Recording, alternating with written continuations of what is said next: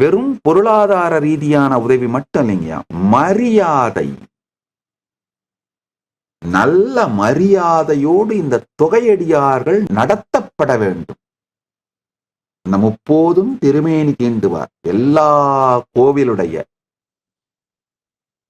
சிவாச்சாரியார்கள், பட்டாச்சாரியார்கள், கோவில் பூசாரிகள் அந்த திருமேனியை தீண்டுபவர்கள்.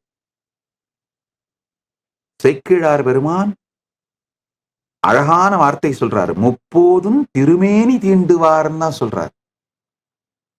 எந்த கோவிலாக இருந்தாலும் அந்த கோவிலிலே திருமேனி தீண்டுகின்ற முப்போதும் திருமேனி தீண்டுபவர்களை அந்த இறைவனோட ரெப்ரசன்டேட்டிவா தான் பார்க்கணும்.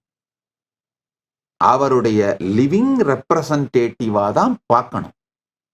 அது மாதிரி இவர்களை அந்த முப்போதும் திருமேனி தீண்டுவாரை மரியாதையோடு நிகழ்த்த வேண்டும் என்று, நடத்த வேண்டும் என்று கைலாயத்தின் அன்பர்களுக்கு வேண்டுகோள் வைக்கின்றேன். என்னுடைய பக்தர்கள் சீடர்களுக்கு வேண்டுகோள் வைக்கின்றேன்.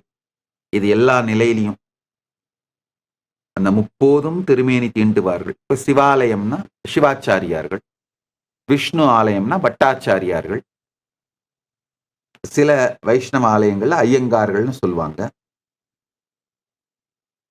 அந்த மற்ற நிறைய கோவில்கள்ல அந்தந்த குலத்தவர்கள் யாரு பூஜை பண்றாங்களோ, திருமேனி தீண்டி பூஜை பண்றாங்களோ, அந்த திருமேனி தீண்டி பூஜை பண்றவங்க அந்த தெய்வத்தோட லிவிங் ரெப்ரசன்டேட்டிவ் அப்படிதான் நடத்தப்படணும்.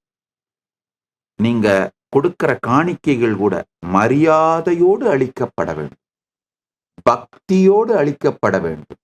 கைலாயத்தினுடைய விதிகளின்படி திருமேனி தீண்டுவாருக்கு அளிக்கப்படும் காணிக்கைகள் அர்ச்சாவதாரமான பெருமானுக்கே அளிக்கப்படும் காணிக்கைகள்.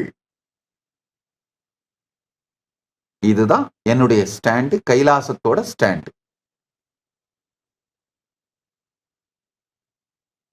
நல்லா புரிஞ்சுக்கோங்க, இது ஜாதிக்கு அப்பாற்பட்டது. ஏன்னா பல அங்காள பரமேஸ்வரி ஆலயங்களிலே செம்படவர்கள், பர்வதராஜ குலத்தினவர்கள் தான் பூசாரிகள், திருமேனி தீண்டுபவர்கள்.